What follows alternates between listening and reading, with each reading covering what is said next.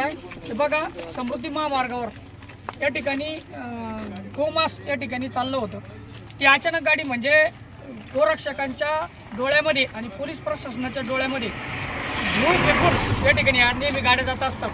परंतु ते भगवंताला काळजी, गोरक्षा धर्मरक्षा, त्या धर्माला काळजी. यांची गाडी या समुद्रावर उलटी पलटी झाली आणि तुम्ही जर पाहिलं तर तिथं गोमास आणि भुस्सा या ठिकाणी भरलेला आहे. याच्यामध्ये साळीचा भुस्सा आहे, त्याच्यानंतर आतमध्ये सगळं गोमासाच्या कोण्यामध्ये साळीचा भुस्सा, गोमास आहे. हे गोमास बघा, म्हणजे थोडक्यामध्ये या ठिकाणी जर आपण बघितलं तर गोरक्षक रात्रीचा दिवस करतात आणि गाड्या धरतात आणि पोलीस बांधवाला जर जेव्हा कळवतो आपण त्यावेळेस पोलीस बांधव आणि गोरक्षक पोहोच सूर्या गाड्या फरार होऊन जातात आणि टायमवर पुन्हा गोरक्षकांनी जर गाडी धरली तर पुन्हा त्यांना प्रश्न विचारला जातो की बाजाटाने ते गाडी धरली, ते त्यांच्यावर मारहाणीचे गुन्हे दाखल केले. म्हणजे पोरं 4 दिवस या ठिकाणी मध्ये होते. म्हणजे गोरक्षकाने गाडी धरायची नाही, या ठिकाणी पोलीस बांधव गाडी धरणार नाही, मग गाडी ही धरायची कोणी? तर हा मोठा प्रश्न या ठिकाणी आहे. तसंच हा समृद्धी जो महामार्ग आहे, या समृद्धी महामार्गावरती ह्या ज्या गाड्या आता हे टोल घेतात तर याचा वजन काटा या ठिकाणी केला पाहिजे. ही ओव्हरलोड आहे का काय, त्याच्यामुळे अपघात घडू लागले आणि हा महत्त्वाचा मुद्दा आहे. तसंच या ठिकाणी आपण बघतो तर राज्यापासून तर केंद्रापर्यंत हिंदूंचं सरकार आहे आणि मग या ठिकाणी तुम्ही एक बंद झाले पाहिजे, कारखाने बंद झाले पाहिजे. ही कटाई वैजापूर तालुक्यामध्ये त्या गल्ल्यांमध्ये कटाई होती असं तुम्ही जर बघितलं तर गोमास, गो कत्तल, गाईची कत्तल ही शहरामध्ये सुद्धा होते. हे जर या ठिकाणी सांगायला गेलं, ही कन्नडवरून गाडी आलेली आहे आणि हे जर सांगायला गेलं तर गोरक्षकाला दम दिला जातो, त्याला पोलीस स्टेशनमध्ये दामदट्टी केली जाते. हे या ठिकाणी सरकारला दिसत नाही का? आणि म्हणून गोरक्षक या ठिकाणी रस्त्यावर उतरतात.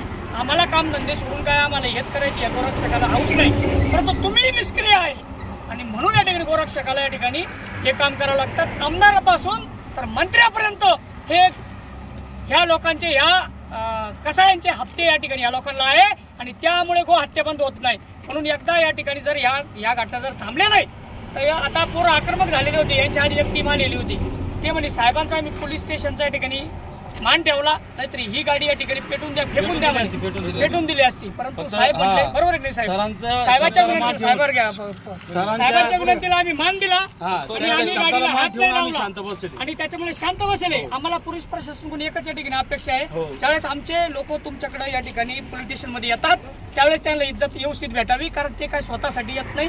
ते अवैध धंदे, जे काम तुम्ही करायला पाहिजे, जे काम सरकारने करायला पाहिजे, जे काम पोलीसवाल्यांनी करायला पाहिजे ते गोरक्षक करतात. त्यांना उलट पुरस्कार दिला पाहिजे, का विनाकारण गुन्हे दाखल नाही केले पाहिजे. अशी या ठिकाणी परिस्थिती आहे. म्हणून या ठिकाणी पाटील जसं वैजापुरात नाही का गल्ली गल्लीत कत्तलखाने, 4 कत्तलखाने, आमदारला, नगराध्यक्षाला सगळ्यांना माहिती आहे काम, आणि कोणाच कामामध्ये इंटरेस्ट नाही. जसं आमदार आता हिंदुत्वादी मुद्द्यावर निवडून आलेलं आहे, त्यांनी एका कत्तलखाने बंदच करायला पाहिजे, कारण की मुसलमानांनी यांना मतदान बी नाही करेल. आणि एवढे कत्तलखाने तर रोजचे 1000 गाया कापतील जशी वैजापूर. गल्ली गल्लीत आपण ओपन जाऊन डायरेक्ट जसं पोलीसला सगळं माहिती आहे, पण पोलीस कशामुळे थांबेले, का राजकारणामुळे, का राजकारणी लोक प्रेशर टाकून आहे. बरोबर, हे बंद व्हायला पाहिजे. पुण्यश्लोक छत्रपती श्री शिवाजी महाराज की जय, धर्मवीर छत्रपती श्री संभाजी महाराज की जय, भारत माता की जय, भारत माता की जय, गो माता की जय, गो माता की जय. गो हत्या बंद झालीच पाहिजे, गो हत्या बंद झालीच पाहिजे. सिया रामचंद्र की जय, पौत्र हनुमान की जय, जय श्री राम, जय श्री राम. न अकबर बड़ा न बाबर बड़ा, इससे तो हमारे गो माता का गोबर बड़ा. न अकबर बड़ा न बाबर बड़ा, इससे अच्छा तो हमारे गोबर बड़ा, गोबर बड़ा. सोडायच्या आधी पोहोचलं पाहिजे का? काय माहिती बर्फ टाकेल काय